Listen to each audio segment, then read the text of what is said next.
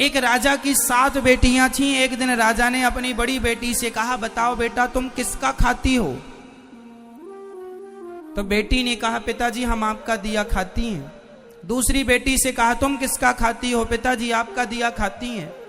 प्रजा से पूछा, तुम किसका खाती हो? बोले आपका दिया खाते हैं। सारे सबसे पूछा, तुम किसका दिया खाते हो? बोले आपका दिया। राजा आप ही हमारे पालनहार हो, आपका दिया हम सब खाते हैं। सबसे छोटी बेटी से कहा, बेटी तुम बताओ तुम किसका खाती हो? तब उस बेटी ने कह दिया, पिताजी हम भगवान का दिया खाते हैं, हम आपका दिया नहीं खाते।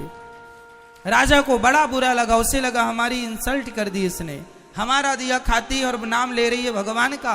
राजा ने कहा, कोई भगवान भगवान नहीं होता, अरे मैं तुम्हें खाने ना दूं तो तुम मर जाओगी। बेटी ने कहा, पिताजी तो आप करके देख लो। राजा बड़ा गुस्से में आया और अपनी उस बेटी का विवाह ऐसे आदमी से कर दिया जो बिल्कुल गरीब था और बिल्कुल बीमार था। गरीब था और बिल्कुल अचल था। अचल मीन्स एक कदम भी। एक लकड़हारा था, जंगल में लकड़ी काटने गया, अचानक उसकी तबीयत बिगड़ गई और वहीं पर वो पड़ा रहा, वहीं मलमूत्र में घिसटता रहा। ऐसे गंदे आदमी से राजा ने अपनी उस बेटी का विवाह कर दिया कि देखता हूं तू अब कहती है भगवान का खाती हूं तो अब खिलाए तेरा भगवान। 6 बेटियों का विवाह उसने अच्छे राजाओं के घर किया, राजकुमारों के साथ खानदान में किया, और एक बेटी का विवाह लकड़हारे से कर दिया, वो भी जो बीमार था, जो मलमूत्र भी वहीं कर रहा था, पूरा गंदगी थी, मक्खियां भिन्न भिन्न कर रही थी। उस लड़की को लगा कोई बात नहीं, विधाता की ऐसी ही मर्जी है। वो लड़की जो थी अपने उस पति के संग रहने लगी। उसे पास में नदी थी तो ले गई, नहलाया धुलाया साफ किया, और जो उसके भाग्य में था मिला।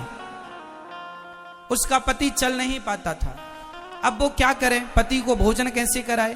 तो जंगल की लकड़ियां बीनती और ले जाके शहर में बेचती, जो पैसा आता उससे कुछ दवाइयां लाती, कुछ रोटियां लाती, खाती, पति को खिलाती, दवाई खिलाती।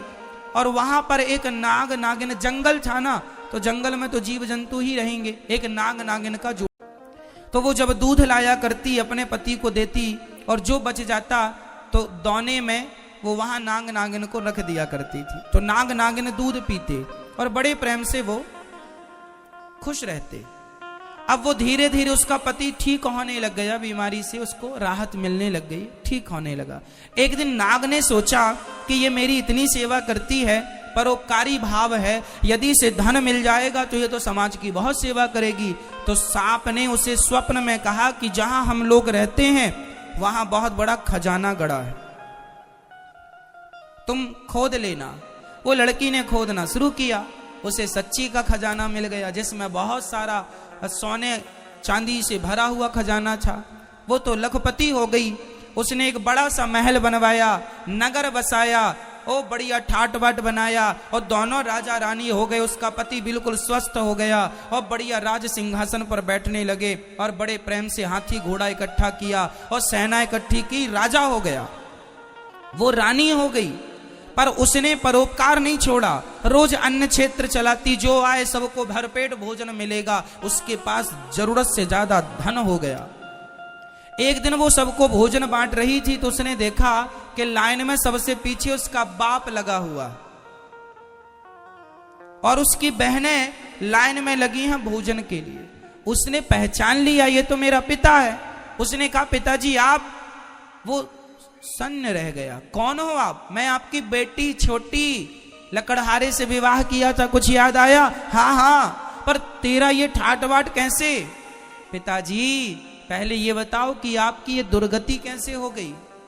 बेटी सच्ची कहा था तूने, हम बड़े अहंकार में थे कि मैं राजा हूं, लेकिन मेरी राजगद्दी छीनते देर नहीं लगी, सब नाश हो गया। सारी बेटियां जिन्होंने ये कहा था कि पिता के भाग्य का खाती हैं, आज पिता कुछ नहीं खिला पा रहा है इन्हें, आज तू खिला रही है। तब उस बेटी ने कहा, पिताजी मैंने कहा था ना कि सब अपने अपने भाग्य का और सब भगवान की कृपा का ही खाते हैं, सबको खिलाने वाला भगवान है।